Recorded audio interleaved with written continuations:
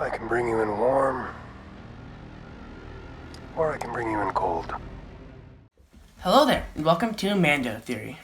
My channel is for helping you understand Star Wars, everything you want to know, but don't have the time to research it yourself.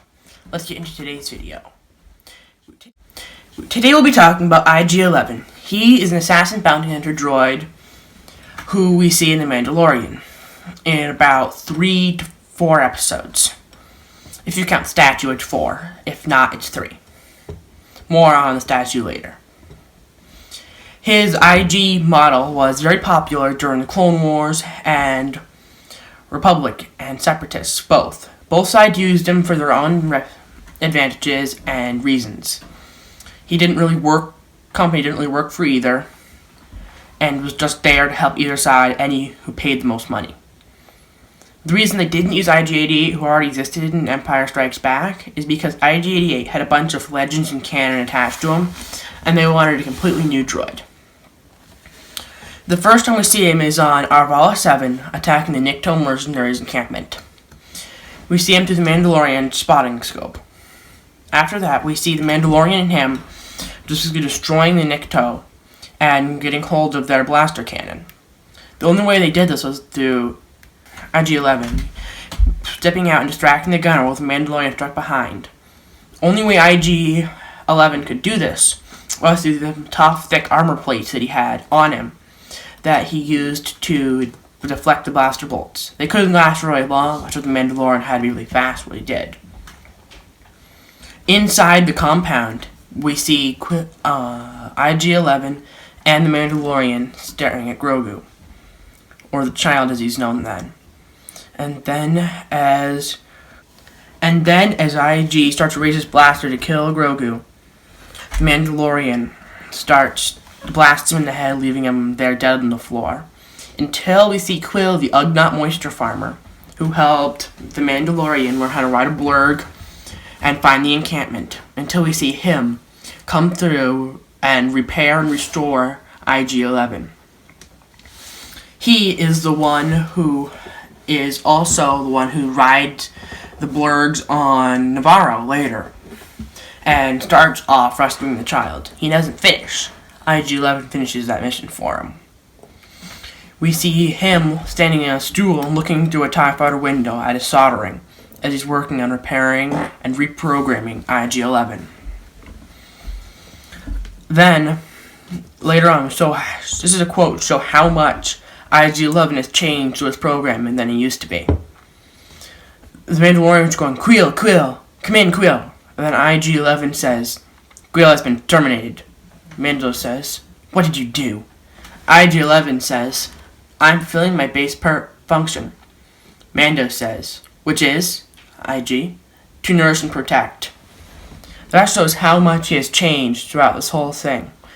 Throughout the whole show, instead of just being a mindless killing droid, he turns into being a nurse droid, protecting everyone. Not just himself, and not just his master.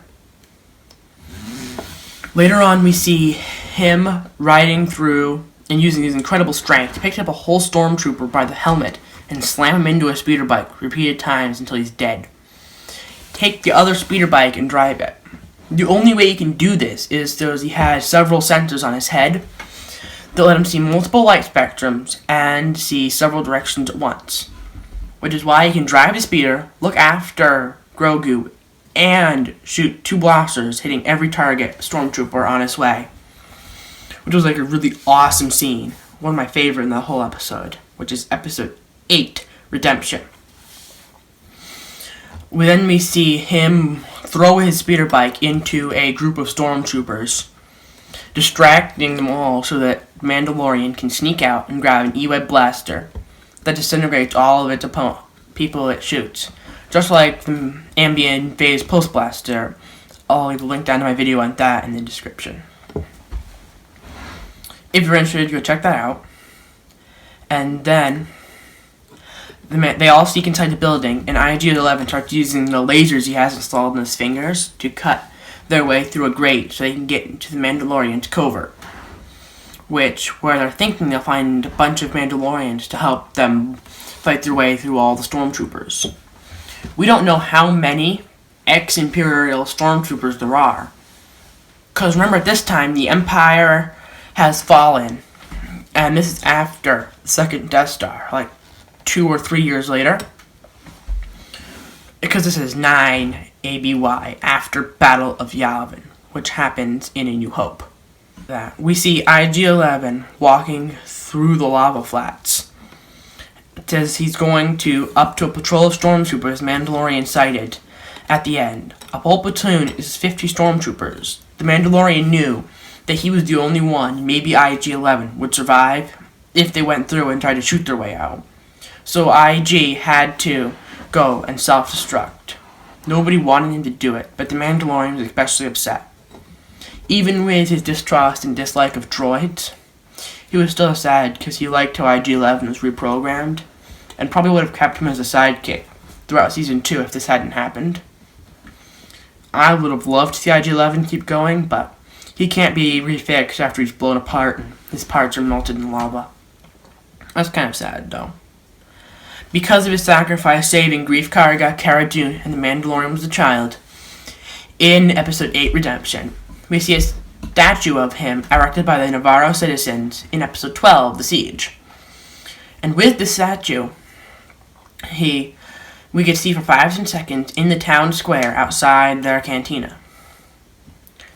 His fingers also have a Bacta spray, which is like a healing spray that works really fast and can knit to our cells and reproduce them a lot faster than our body normally would.